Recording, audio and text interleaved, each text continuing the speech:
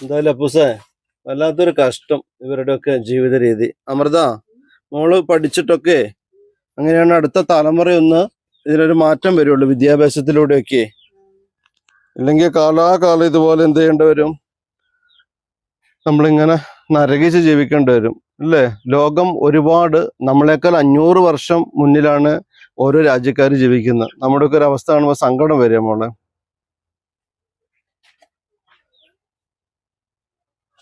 Mock Aadhaar കാർഡൊക്കെ ഇല്ലേ? എന്തോ റേഷനൊക്കെ കിട്ടത്തില്ലേ? ഉണ്ട്.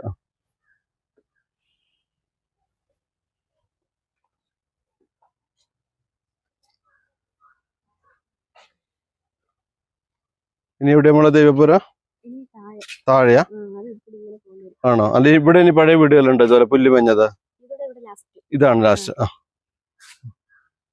ഇനിയിപ്പോ പുല്ല് മഞ്ഞൊന്നുമില്ല അല്ലേ? ഇല്ല. അങ്ങനെ അങ്ങോട്ട് പോവാ.